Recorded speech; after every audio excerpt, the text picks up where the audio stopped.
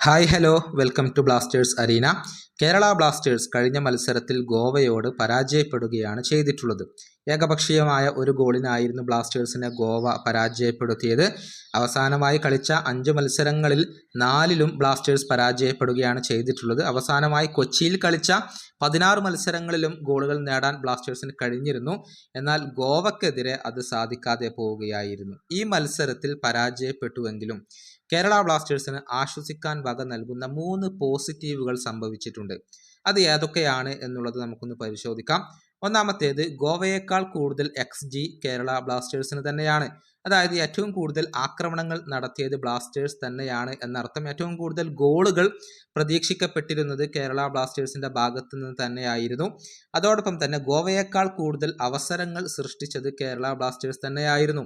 ആ അവസരങ്ങൾ മുതലെടുക്കാൻ കഴിഞ്ഞില്ല എന്നത് മാത്രമാണ് പോരായ്മ. ഏറ്റവും കൂടുതൽ ഷോട്ടുകൾ ഉതിർത്തത് ബ്ലാസ്റ്റേഴ്സ് തന്നെയായിരുന്നു. മത്സരത്തിൽ ആധിപത്യം ബ്ലാസ്റ്റേഴ്സിന്റെ ഭാഗത്ത് നിന്നായിരുന്നു എന്നാണ് ഇത് അർത്ഥമാക്കുന്നത്. രണ്ടാമത്തെ പോസിറ്റീവ് യുവ സൂപ്പർ താരമായ കോറു സിംഗ് ആണ്. കഴിഞ്ഞ മത്സരത്തിൽ പകരക്കാരനായി ഇറങ്ങിയ അദ്ദേഹം മോശമല്ലാത്ത പ്രകടനം നടത്തിയിട്ടുണ്ട്. 4 മത്സരങ്ങളിൽ നിന്നായി 195 മിനിറ്റുകളാണ് അദ്ദേഹം കളിച്ചിട്ടുള്ളത്. അതിൽ നിന്ന് 2 അസിസ്റ്റുകൾ സ്വന്തമാക്കാൻ അദ്ദേഹത്തിന് കഴിഞ്ഞിട്ടുണ്ട്.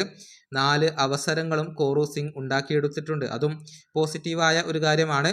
മറ്റൊരു പോസിറ്റീവ് മധ്യനിരയിലെ മലയാളി താരമായ വിപിൻ മോഹനൻ തന്നെയാണ്.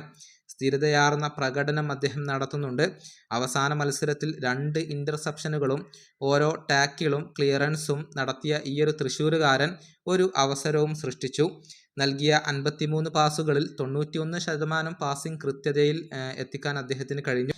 ലീഗിൽ പൊസഷൻ തിരിച്ചുപിടിച്ച താരങ്ങളുടെ പട്ടികയിൽ ആദ്യ 5-ൽ ഉൾപ്പെടുന്ന ഏക ഇന്ത്യൻ താരമാണ് വിപിൻ. ഈ കണക്കുകളൊക്കെ തന്നെയും അദ്ദേഹത്തിൻ്റെ ആ ഒരു പ്രാധാന്യം വിളിച്ചോതുന്നു.